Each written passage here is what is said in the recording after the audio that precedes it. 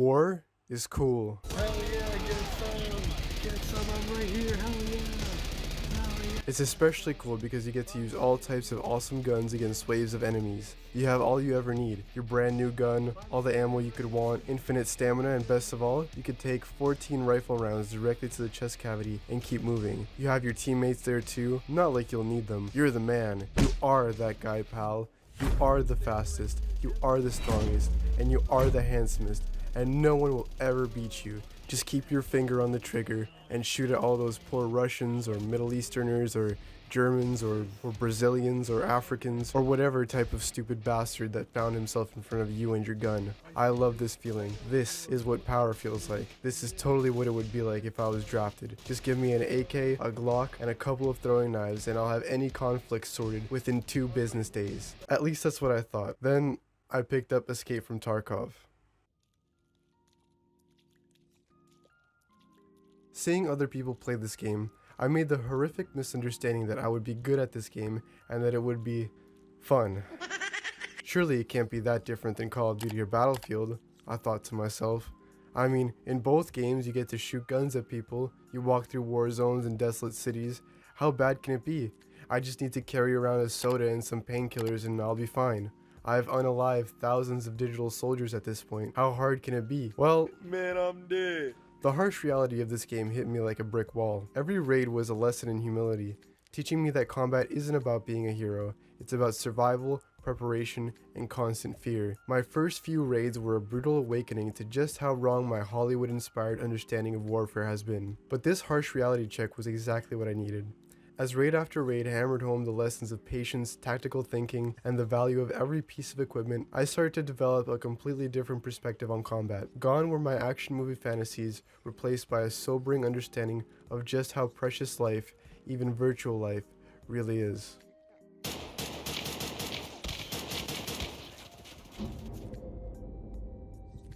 Maybe I'm going too fast, so let me backtrack and explain to you what Escape from Tarkov exactly is. If you haven't heard about Tarkov, the basic premise is this. You pick between 2 private military companies, the Bear or the USEC. It's not like it matters too much, I mean they die all the same. Basically the Bears are your average Eastern European male, and the USECs are Americans that came all the way to Tarkov to die. Once you make your choice, you are then thrust violently into the world of Tarkov. In Tarkov, you have a choice between playing as 2 different characters. A Scav, which is just some random guy that lives in Tarkov. He has random equipment each time. Sometimes it's good, sometimes it's a single shot rifle, but hey, at least it can't jam. Or you can pick up your PMC, which is your main character. You can equip whatever you can afford to buy or whatever you found from previous raids. Once you pick between a PMC or a Scav, you then pick your map, more on that later. Once you deploy, the real game starts. The core gameplay loop of Tarkov is simple but intense. You enter a raid with whatever gear you dare to risk, scavenge for valuable items while completing tasks for various traders. Every firefight is a potential disaster, and every footstep could be your last. Your only goal? Extract alive with your loot. If you die, you lose everything that you brought in and found. Success means better gear, more resources, and higher level tasks. Death means, well, you get to try again, hopefully having learned from your mistakes. Rinse, repeat, rage quit, and come back tomorrow. Hello, I'm your host, The Ghost with the Most, and I'd just like to thank everyone that liked, commented, and subscribed on my last video, especially those of you who gave feedback. If you're here because you subbed through that video, hey, welcome back. And if you're new here, I'm Sublime Ghost. On my channel, I do cultural analysis of video games, the internet, and I'm planning on much more. I'm trying to get to 100 subscribers, so subscribe if you'd like to help out. And I'd like to once again thank everyone who subscribed through my last video. You guys made a huge dent in that goal. If you're not subscribed yet and you like what you're watching and want to see more, please subscribe. It really helps out my channel. Without further interruptions, back to the video, and as always, thank you for being here. I come from Generation Z. I come from playing games like Splinter Cell, Call of Duty, and Battlefield. Games that empowered you as a player and made you feel like a badass. These games instilled a sense of invincibility, where death was just a minor setback and respawning was always an option. It created this fantasy in my mind where combat was clean, predictable, and most importantly, consequence-free. But that's not how Tarkov works. And most importantly, that's not how real life works. You have to work physically and mentally to get a kill, and you are lucky if you extract alive. When I first got this game, it took me like 20 tries to get a successful extraction. The fear that this game causes is palpable. Literally. Tarkov for me is a heart palpitation simulator. I remember once I had to stop playing because I literally thought I was gonna die from a heart attack. Sure, traditional horror games are scary, but you haven't experienced true fear unless you've been heavily injured crawling through one of the game's many maps, trying to keep out of the way as much as possible, being the epitome of the term down and out. You're out of ammo, out of time, out of friends, out of options, hopeless and helpless. Then you hear it. When that 7.62 by 39mm lead core full metal jacket GI killing Iraqi surplus rimless 123 grain round come flying over your head at 715 meters per second, you'll reconsider all your life decisions that led you up until that moment. You'll learn the difference between decision and commitment real quick. You made a decision to purchase and play this game. That other dude made a commitment to blast a quarter-sized hole directly through your chest cavity. Welcome to Tarkov. You're gonna hate it here. Did you know that it costs around $1,700 American dollars to equip one single United States infantry soldier? From the gun to the boots to the gloves, all the equipment in the bag, everything. It takes 1,700 American doubloons, 170 Benjamins. The soldier also has to pack all the equipment himself, the rations, the canteen, the spare ammo, among a whole list of other things. All of this just to make him as effective and safe as possible in combat. In Call of Duty or Battlefield, we see these soldiers. Their models have helmets, gas masks, Kevlar vests, not to mention their firearms, one main weapon along with the trusty sidearm of course. We see the magazines sticking out of their vests and their bags filled with whatever gear they specialize in. It takes a few minutes at most to choose a class, kit out your gun of choice and spawn in, ready for a fight. There is no need to carefully consider what you need to bring and where to store it. The bags, the equipment, the Kevlar, that's all just for show. It doesn't really change anything mechanically. Let's not forget the fact that you have seemingly infinite magazines. Don't forget to reload as soon as you kill someone and toss away the mag. It's not like you need it anyway. Did you get injured during a fight? Don't worry, just hide behind cover for a little bit and you'll be fine. Also, don't worry about your gun. No matter how much you shoot it or where you found it, it will always run perfectly. Just keep your finger on that trigger, dear player. Are you having fun? Is this fun? Did you know that it costs around 402,166 rubles or $4,735.56 American to equip one PMC in Escape from Tarkov with a basic AK, a pistol, 4 magazines for each gun, a backpack, 2 grenades, a helmet, an armored rig, basic medical equipment, food, and water? Did you know that you are the one that has to source all of that equipment? That's right, it's up to you. Don't forget anything, it could cost you your life. If you have terrible organizational skills like I did, you'll learn or you'll die. Every round has to be manually loaded into your magazines. Even the magazines themselves have to be manually secured in your tactical rig. You'll quickly learn that inventory management is just as vital as your aim. And if you don't pack your medical supplies in an easily accessible spot, well, good luck trying to stop that bleeding while fumbling through your backpack in the middle of a firefight. Also, I hope you checked the durability of that gun you bought from Russian eBay. You did, right? Because if you didn't, it can and will jam on you. Also, if you can't afford those aforementioned 402,166 rubles, don't worry, maybe you don't even need a pistol, right? And who needs food and water?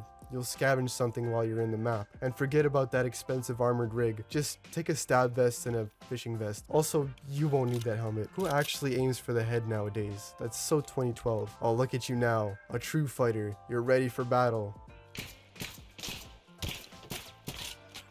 All that I spoke about until now was just about the planning. But what about the actual gameplay? In your average first-person shooter, shooting is simple. You point, you click, they die. Your neurons get activated, and that's all wrapped in a neat little package of sound effects and hit markers. If you can't find anyone to shoot at, just look at your trusty minimap, and you'll find someone to shoot at in no time. But now, my friend, now you're in Tarkov. I hope you have your clean guns and your spare mags, because by God, you will need them. Most of this game is spent wandering and looting the map in agonizing silence. There may be dogs barking in the distance or a firefight happening somewhere far from you, but nothing a true warrior like you can't handle. So there you are. You got your gear, your courage, and your willingness to fight. Then the silence is violently interrupted. If you play this game with earbuds like I do, be prepared for a heart attack. The gunshots in this game don't sound like kittens sneezing like in other games. No, this is Tarkov. There are no kittens here. You will die. While you're scrambling to find cover and trying to find out which tree those bullets are coming from, you get hit. Nothing too bad, it's just a heavy bleed. Now you get to watch as your character performs first aid on himself like he has all day. Let's assume you made it this far and the enemy hasn't pushed you yet. Now you find yourself behind a car, in a ditch, or a building with one exit. This is a bit of a pickle you got yourself into, huh? Well, I have good news and bad news, pal. The good news is the clock is ticking for the enemies. The bad news, it's ticking for you too. That's right, you only have a certain amount of time to get to an extraction point before you get left behind and lose all your stuff. So every minute you spend holed up in whatever quote-unquote strong point you got yourself into is another minute that could be spent getting the hell out of here. Well, what are you waiting for, soldier? Put some rounds down range. Fight like your life depends on it. Is the recoil a bit much? Are you spraying bullets everywhere except your target? Well, check how many rounds you have left. Yes, manually. What do you think this is, the Disney Channel? You actually found some half-decent items this time, and you're gonna die just like that? Like a coward? Oh, and did I forget to mention, don't forget to eat and drink water. Hydration is important. Well, you tried your best, I guess. We covered the realism of the gameplay, but there's just one more thing I'd like to cover for this part. The equipment. When I say equipment, I'm not just talking about the guns, though believe me, we'll get to those beautiful instruments of destruction in a moment. Tarkov's approach to equipment is unlike any other game that I've played before. Let's start with the firearms because let's face it, that's what everyone else is here for. Each gun in Tarkov is modeled with such precise attention to detail that gun enthusiasts like me need a moment alone after inspecting them. We're talking about weapons that don't just look like their real world counterparts, they behave like them too. Every pin, every spring, every mechanism is accounted for. You can modify these bad boys down to the smallest component, from changing out the dust cover to swapping the grip to the buttstock and everything in between. No piece of stamped steel or polymer is left unturned. But here's where it gets really interesting, and by interesting I mean potentially concerning for anyone checking your browser history. The ballistic system in Tarkov is so realistic that I'm pretty sure it's being used as a training tool somewhere. Different ammunition types have different penetration values, fragmentation chances, and damage profiles. You've got hollow points that'll turn an unarmored scav into Swiss cheese, but bounce off level 4 armor like it's made of rubber. Then there's armor piercing rounds that'll go straight through steel plates like hot knife through butter, but might pass clean through someone without doing much damage. It's like a physics lesson wrapped in a game, except instead of apples falling for trees, we're calculating the trajectory of 7.62 by 51mm NATO rounds. But let's talk about armor, because contrary to what Call of Duty has taught me, you can't just shrug off bullets like they're spitballs. Tarkov's armor system is modeled after real-world protection standards, with different materials and protection levels affecting both your survivability and mobility. Want to wear fort armor? Cool. You'll be nearly impossible to kill if you can catch your breath after walking 10 meters. You'll be like a Russian Dave Blunts with a Draco and everything. Medical supplies in Tarkov aren't your typical video game health packs either. No magical instant healing bandages here, sorry. Instead, you've got to deal with a complex system of health management that would make a combat medic proud, or possibly cry. Got a heavy bleed? Better have a tourniquet or a hemostatic agent handy. A light bleed? Time for some bandages. Broken limb? Hope you brought a splint, otherwise you'll be limping to the extract like you just spent a night at Diddy's house. And let's not forget about managing pain, dehydration, energy levels. It's like you just spent a night at Diddy's house.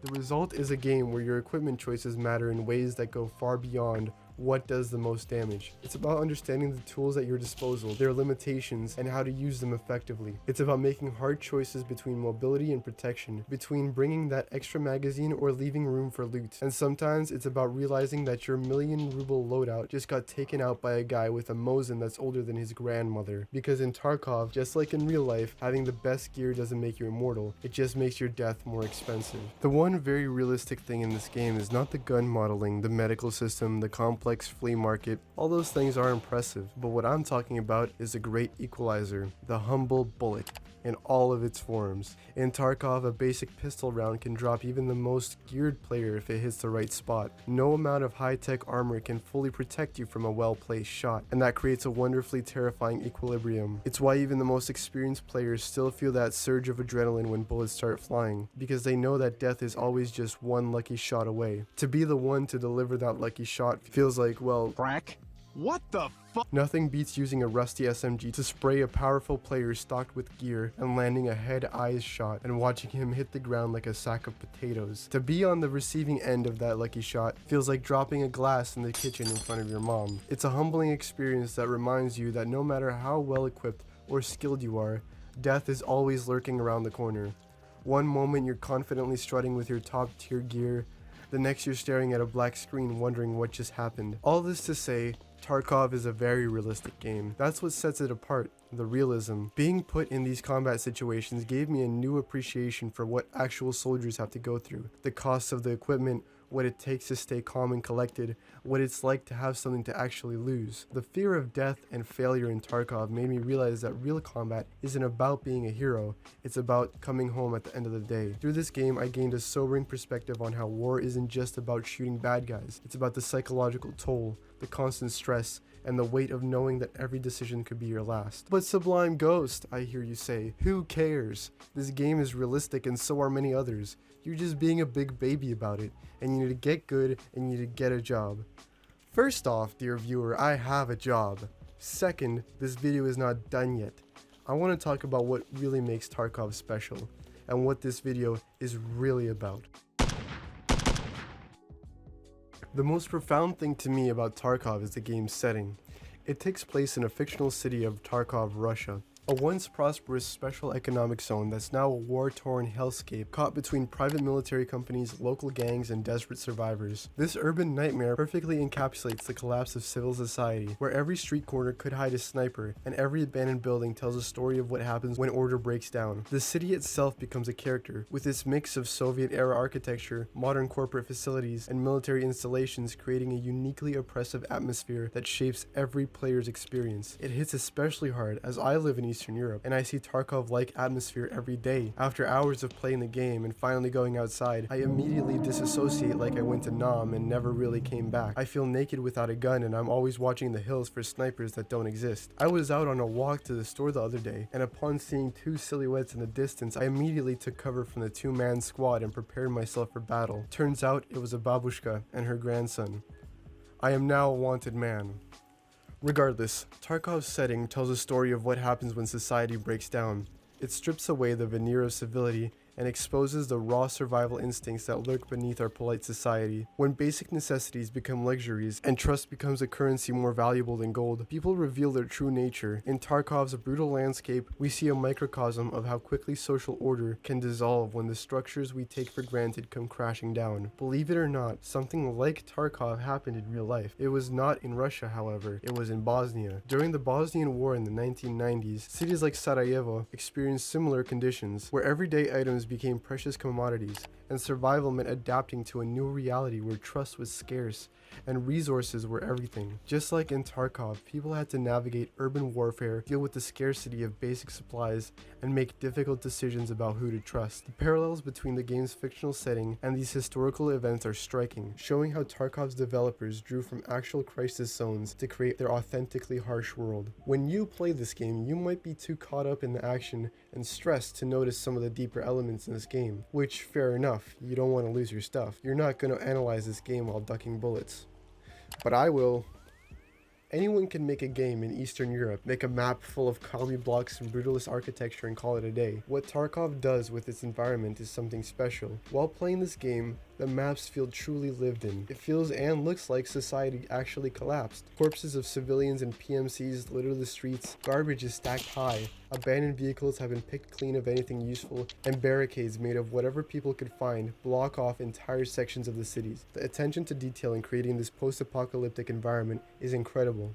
Every building, every street, and every room is detailed to make it look like someone was actually there. Even the graffiti tells stories about the city's descent into chaos, with messages ranging from desperate pleas for help to warnings about dangerous areas to your run-of-the-mill hopeless messages. There are about 10 maps in this game: Woods, Factory, Customs, Interchange, Reserve, Shoreline, The Lab, Lighthouse, Streets, and Ground Zero. Each of them having different gimmicks, loot, and atmosphere to them. Each of them having little spots where the environmental storytelling shines. But I'd like to draw attention to one map in particular that highlights what it looks like when civilian life is suddenly and violently put to an end. Streets of Tarkov.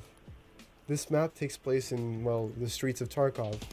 Unlike in the other maps, I feel like this one focuses most on civilian life. Walking through this map makes me feel eerie. Again, I live in Eastern Europe. I feel like I've walked through these streets. There's the mall. Beside it are the residential apartment buildings. There are the alleyways and the children parks, and there are the stores. There's the advertisements, the graffitis, the Ladas and the Yugos. Though thankfully when I walk through my Eastern European city, it doesn't have the bodies, the garbage stacked high, the looted stores, or the signs of fighting and society's collapse strewn about. But that's just the streets outside. What about the insides of the stores and the apartments? We can find all types of stories in there. In the mall, we can find a toy store for kids, Of course, it's all ransacked, looted, and derelict, but it's there. In the midst of all the toys strewn about, we can find shotgun shells, military-grade morphine kits, and behind the register at the back of the store, we can find a body of a man who, whether by choice or not, took his last stand here, surrounded by toys in the children's store at the mall. In the city, we can also find an abandoned pet store. Nothing here is much out of the ordinary. We can find ransacked meds, broken glass on the floor, and barricaded windows and doors. You can, however, find this. Some sick bastards doing, to be sure. But that's just the first floor. When you go up to the second floor, you discover all the glass in the adoption area is broken and all the pets are gone. It's a perfect test of optimism versus pessimism. Those who see the glass half full think, some kind soul must have freed all the animals. Surely they're safe now. Those who see the glass half empty think, someone out there is enjoying a dog stew right now, aren't they? In the actual apartments themselves, we can find evidence of normal life. Apartments have kitchens, bathrooms, bedrooms, and cleaning closets that have all been painstakingly detailed by the developers. You can see that people lived here, yes, but you could also see what kind of people. In one apartment we can find a guitar. Maybe its owner loved to play and had to leave it behind when things got too bad. In another apartment we can see a balcony with an ashtray and a few beers on top of a railing. These guys were cool. They knew how to chill. In one apartment bedroom, we can see a man that has a TV right in front of his bed, and that he most likely used this stool chair as a table for his late night snacks. It looks so human, doesn't it? In the kitchen of the very same building, we can find the stool chairs tucked below the table. It's a small detail, but it makes all the difference. In an adjacent apartment block, we can find this. And the wall beside it aptly states, "Welcome to hell." I could spend literally hours analyzing every part of every map. Leave a comment if you want to see that, because I literally would. But for now, we need to move on to other parts of the video. Anyway, after hours of playing this game, and being beaten up and broken down, you finally make it. You hit a few lucky raids, made a couple of good deals, and finished more quests than you can count. You now have a fully kitted metagun, a trusty sidearm, and your armor is the best on the market. Now tell me, what does it feel like when you drop a scav with that loadout? Do you feel good? Do you feel strong? Do you feel accomplished that you dropped a man carrying a rusty rifle from World War II with your M4 that costs more than a used car? Tarkov presents a fascinating microcosm of economic inequality that mirrors our own society's disparities. This game creates a stark contrast between the haves and have-nots, where some players run meta loadouts worth millions, while others scrape by with whatever Soviet-era hardware they can salvage. This disparity raises an interesting moral question. Is there any glory in dominating other players through sheer economic advantage, rather than skill? Consider the player who enters a raid with a fully modded weapon system worth millions of rubles, protected by the best armor money can buy. They can spray bullets worth more than most players' entire loadouts without a second thought. On the other side, you have a player wielding a battered SKS they found in a weapons crate, its wooden stock weathered by time, and his helmet about as reliable as a chocolate teapot. The disparity isn't just about equipment. It's about opportunity and access to resources. There's something almost tragically poetic about these encounters. The high-tier player, insulated by their wealth, can afford to make mistakes. Meanwhile, the budget player must rely entirely on wit, patience, and precise shooting to stand a chance. When a player with basic gear manages to outplay someone running top-tier equipment, it becomes a powerful statement about skill versus economic advantage. This dynamic creates an unintentional commentary on real-world class structures. Just as in reality, those with access to better resources often have significant advantages that go beyond pure ability. The game's economy system, much like our own, can create a self-perpetuating cycle where success breeds success and failure makes it harder to compete. Yet, Tarkov's design ensures that no amount of expensive gear can fully protect you from a well-placed shot. This mechanic serves as a reminder that skill, cunning, and determination can sometimes overcome pure economic advantage, a small consolation in an otherwise unforgiving economic hierarchy. And let's talk about what it feels like to get an elimination in this game. In other games, when you score an elimination, you get a carefully crafted dopamine reward. Your points go up, the enemy has a cool animation when he dies, the hit marker is just so satisfying. Here's what it looks like in Tarkov. Damn. Yep, that's it. Sometimes you won't actually be sure if you got the guy or not. No glorious announcement, no plus 100 points, no hit marker, just the smoking barrel of your gun and the dead body in front of you. I don't know what's worse, the silence when you unalive a man, or when the game chooses to play this sound.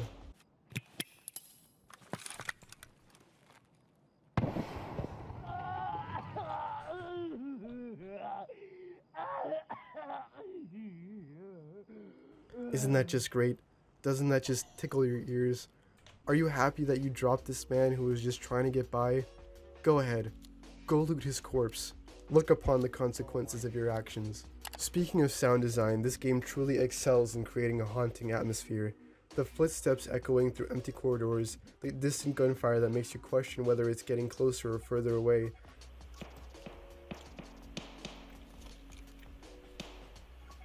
and the nerve-wracking silence that fills the spaces in between. It all adds up to create an audio experience that puts you on edge, not to mention the satisfying mechanical sounds of your gun's bolts rocking back, the sound of the grenade's lever coming off, and every type of bullet has a different sound depending on what type of gun it comes out of, and whether the shooter is inside or outside. Let's not forget the ambient noises in this game as well. There are dogs barking in the distance and wind blowing through the air. All of this brings the game together in one immersive experience for the eyes, ears, and brain. Also, during gameplay, there is no background music that makes you feel like you're fighting a just war for a good cause. No, there's just you and your thoughts. Until a bullet breaks the painful silence that is. And if that bullet does land, that's a whole other story entirely. In this game, when you get hit, there are consequences that go further than just taking some damage and having your screen go red. There are different consequences depending on what type of bullet hits you, what kind of armor you have on, and where the bullet hits you. Sometimes your armor stops the bullet and you take a little bit of damage. If not, the damage could range from a light bleed to a broken bone. Yes, your bones can and will break. If that's not enough, if your helmet caught a bullet, you'll be alive, but you'll be stuck with, you guessed it, a concussion. If you survive the encounter somehow, your character will cough and gargle on his own blood as you limp through the map.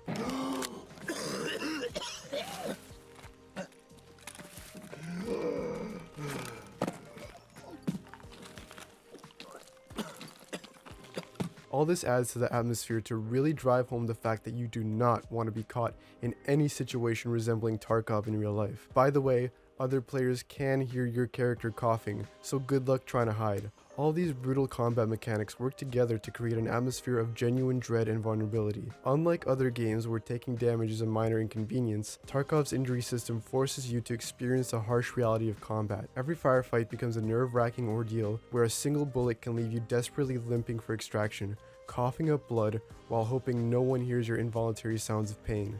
The combination of realistic ballistics, devastating injuries, and the psychological impact of hearing your own character struggle for survival creates an experience that strips away any remnants of heroic power fantasy. Instead, it reinforces what the game has been trying to tell us all along, that real combat isn't about glory or excitement, but about the brutal, messy business of survival at any cost. And patching yourself up is no joke either. You have to know what type of medical equipment is used for what type of wound.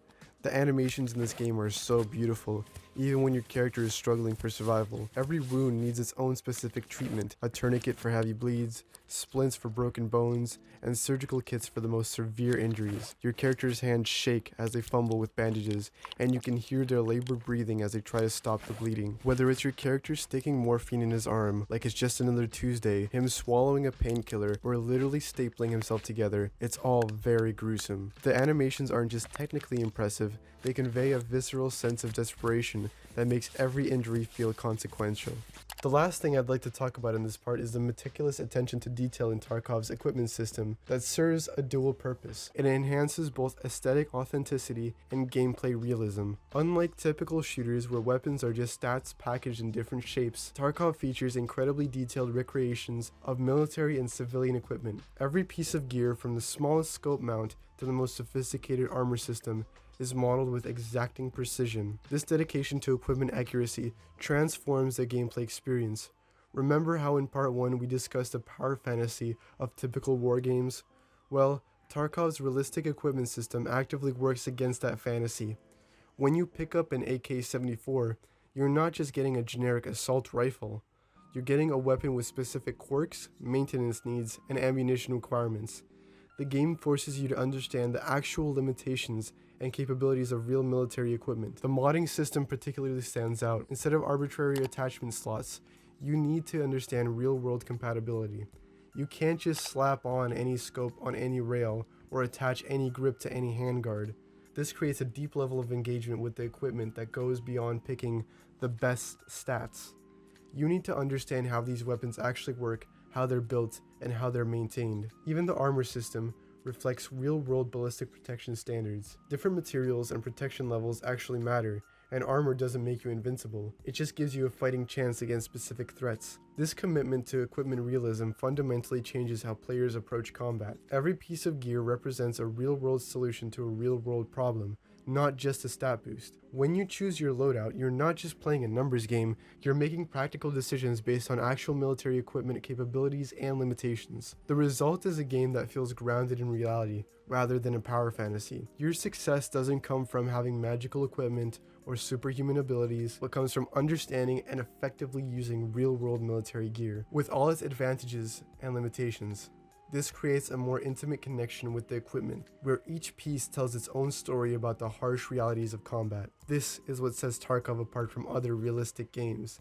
Yes, in other games you also have to manage your inventory and your weapons. Yes, in other games bullets have penetration values, and there's realistic weapons and so on and so forth.